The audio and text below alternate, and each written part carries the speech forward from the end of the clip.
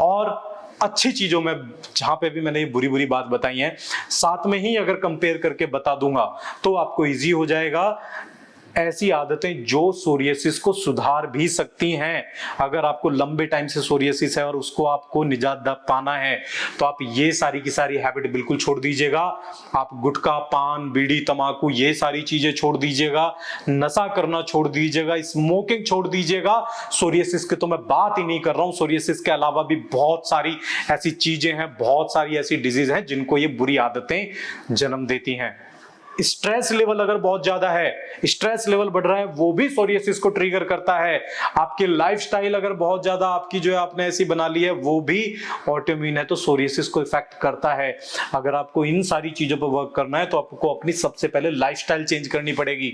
सुबह सुबह उठें, योगा करें, मेडिटेशन करें कि जो इंटरनली आपकी बॉडी को स्ट्रांग बनाए।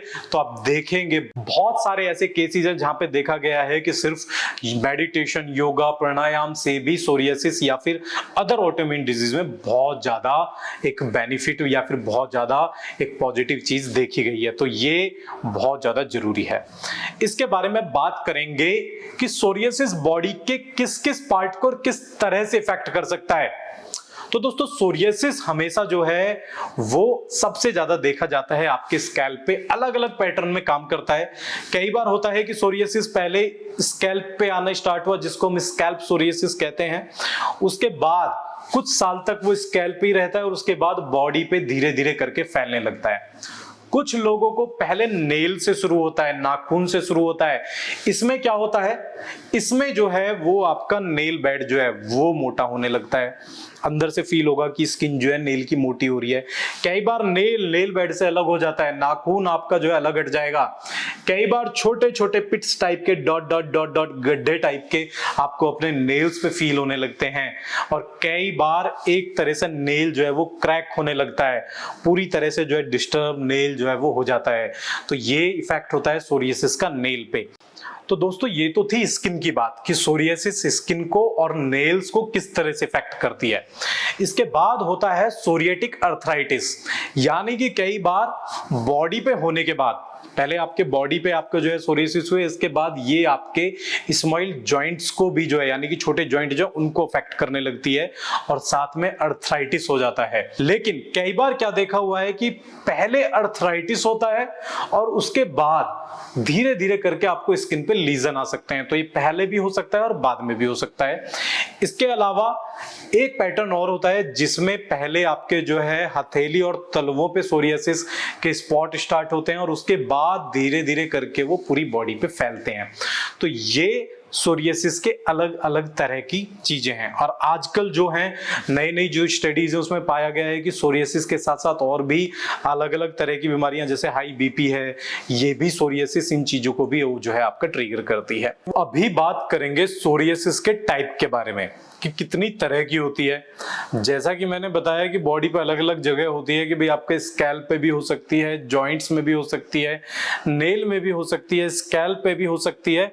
तो उस तरह से इसको अलग अलग हम अलग अलग भागों में बांट सकते हैं। तो सबसे पहले बात करूंगा स्किन के टाइप्स के बारे में। स्किन के टाइप में नॉर्मली ये 3-4 तरह की होती है, जिसमें सबसे पहले होता है और सबसे कॉमन जो है उन्हीं के बारे में हम बात करेंगे, वो होती है आपकी प्लेक सोरियासिस।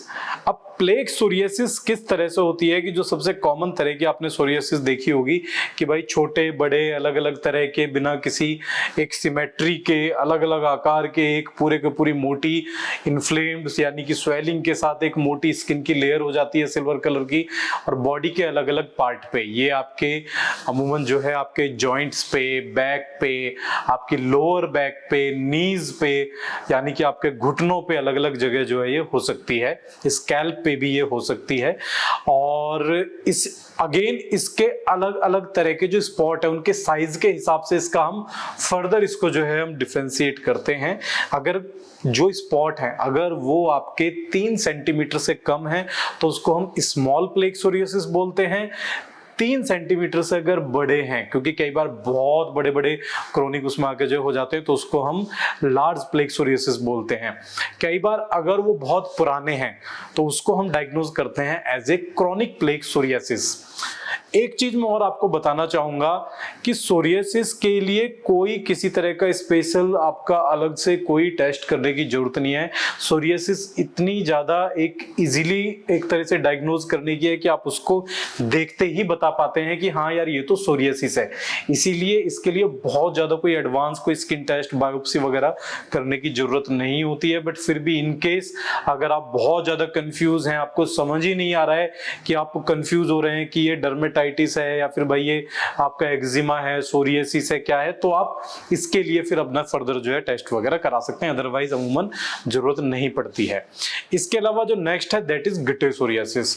इसमें क्या होता है, इसमें जो सोरियासिस के स्पॉट होते हैं वो बहुत छोटे छोटे स्पॉट होते हैं और बहुत तेजी के साथ फैलते हैं। जो पहली मैंने बताई थी प्लेग सोरियासिस वो बहुत धीरे धीरे करके बढ़ती है। हो सकता है कि आपको फील हुआ कि भाई एक हल्का सा स्पॉट फील हुआ, पता लगे अगले 2 साल में बस वो थोड़ा सा साइज उसका चौड़ा हुआ है और बॉडी पे कहीं भी नहीं आई है। तो लेकिन वहीं पे अगर गिटे सोरियासिस है तो ये बहुत छोटे छोटे से स्पॉट होते हैं, बहुत छोटी सी इसके ऊपर लेयर आती है। प्लेग सोरियासिस जो मैंने पहले बताई थी उसमें जो लेयर आती है बहुत मोटी आती है, बट इसके अंदर जो लेयर आएगी बहुत ही छोटी लेयर आती है, बहुत पतली लेयर आती है और ये बहुत स्पीड के साथ जो है बढ़ते हैं। इसके अलावा थर्ड जो रहता है वो रहता है आपका पस्चुलर सोरियासिस। पस्चुलर सोरियासिस क्या होते हैं, इसमें जो पस्चूल्स होते हैं जैसे कि यानी कि जो पस फॉर्मेशन होती है, जैसे हल्के हल्के से सफेद कलर के दाने होते हैं, ये पस वाले दाने नहीं होते जैसे बैक्टीरियल इन्फेक्शन के कारण होते हैं, बट ये इसमें ऐसे ही फ्लूइड के छोटे छोटे दाने बढ़ जाते हैं। कई बार जो मैंने फर्स्ट वाला बताया था प्लेग सोरियासिस हमारा जो है इसमें चेंज हो सकता है। प्लेग सोरियासिस हमारा जो है वो पस्चुलर सोरियासिस में चेंज हो सकता है कई बार। और कई बार क्या होता है कि जैसे नॉर्मली फीवर वगैरह हुआ या फिर आपका कोई भी बहुत ऐसा बैक्टीरियल इन्फेक्शन हो गया है या फिर आपका जो है कोई ऐसी अलग अलग तरह की कंडीशंस हैं बॉडी में, अगर वो हैं तो वो भी आपकी जो है इसको इंक्रीज कर देती हैं, छोटे छोटे दाने टाइप के आने लगते हैं। इसके अलावा एक कंडीशन होती है जिसमें हमारी पूरी बॉडी यानी कि जब लगे कि यार 90% से भी ज्यादा पूरी बॉडी पे एरिथमा आ गया है, पूरी बॉडी पे एकदम जो है रेडनेस आ गई है, जिसको हम एक इमरजेंसी कंडीशन तब हम समझते हैं, तो इस तरह की एक सोरियासिस का टाइप होता है। इसके अलावा जो मैंने बताया था आपको, जब सोरियासिस हमारी स्कैल्प के साथ इन्वॉल्व होता है तो इसको हम स्कैल्प सोरियासिस बोल देते हैं, जिसमें कई बार क्या देखा गया है, कई बार तो लगता है कि भी 3-4 साल तक स्कैल्प पे था, फिर धीरे धीरे फेस और बॉडी पे पूरी तरह से आने लगा, लेकिन कई बार पूरी लाइफ सिर्फ और सिर्फ ये स्कैल्प तक ही सीमित रहता है और आपको एक अलग तरह की एक बाउंड्री अपने हेयर के आसपास जो है दिखती है, तो इसको हम बोलते हैं स्कैल्प सोरियासिस। इसी के साथ साथ जो मैंने नेल का आपको बताया था कि एक नेल सोरियासिस होता है जिसमें नेल बेड जो है वो अलग होने लगता है, कई बार नेल जो है वो आपका सेपरेट हो जाता है कि एक कंडीशन में नेल के ऊपर हल्के हल्के से पिट्स जो है बन जाते हैं। अलग कंडीशन होती है जिसमें जो है नेल आपका जो है बहुत जो नीचे का जो है वो आपका नेल बेड जो है मोटा होने लगता है, मतलब वो सेपरेट नहीं होगा बट मोटा हो जाएगा। कई बार नेल ऊपर से जो है क्रैक हो जाता है, डैमेज हो जाता है, तो ये अलग अलग तरह की कंडीशंस आती हैं आपकी नेल सोरियासिस में। इसके अलावा जॉइंट्स भी इन्वॉल्व होते हैं, स्मॉल जॉइंट्स इन्वॉल्व हो जाते हैं, जिसको हमने पहले भी मैं इस चीज को डिस्क्राइब आपको जो है कर चुका हूं। आपकी जो है अर्थराइटिक सोरियासिस जो स्टार्ट होती है स्मॉल जॉइंट के साथ और धीरे धीरे करके जो है 3-4 साल के बाद आपको स्किन पे भी इसके इफेक्ट दिखने लगते हैं। कई बार पेशेंट में होता है कि पहले वो स्पॉट दिखेंगे आपको स्किन पे और उसके बाद फिर आपके जॉइंट्स इन्वॉल्व होते हैं। तो ये पूरी की पूरी एक सोरियासिस के बारे में था, उसके लक्षण मैंने बताए, सोरियासिस क्या होता है ये आपको बताया। अब इससे अगली जो वीडियो हमारी रहेगी उस वीडियो में मैं आपको बताऊंगा इसका ट्रीटमेंट, कि क्या सोरियासिस का ट्रीटमेंट है, किस तरह से हम इसको जो है कम कर सकते हैं। छोटे छोटे स्टेप्स मैंने बीच में भी बताए, बट इनको पूरा एक खुल के पूरा एक विस्तार के साथ अगली वीडियो में बताऊंगा। तो इस वीडियो को भी आप जरूर देखें और ये जो वीडियो आपने देखी है कृपया करके इसको ज्यादा से ज्यादा लोगों तक शेयर जरूर करें, क्योंकि इस तरह से इतने क्लियर शब्दों में जो है कोई भी आपको इस तरह की वीडियोस बना के नहीं देगा। और मैं डॉक्टर ललित कसाना इसी आशा और उम्मीद के साथ कि आप वीडियो को ज्यादा से ज्यादा शेयर करेंगे, आपके साथ हमेशा जुड़ा रहूंगा, नई नई वीडियोस आपके लिए लाता रहूंगा। और अगर आपने मुझे इंस्टाग्राम और फेसबुक पे अभी तक फॉलो या आपका मेरे चैनल्स को सब्सक्राइब नहीं किया है तो वहां पे जाके सब्सक्राइब करें। मेरे और भी चैनल है उनको भी जाके आप सब्सक्राइब और फॉलो करें। बहुत बहुत धन्यवाद।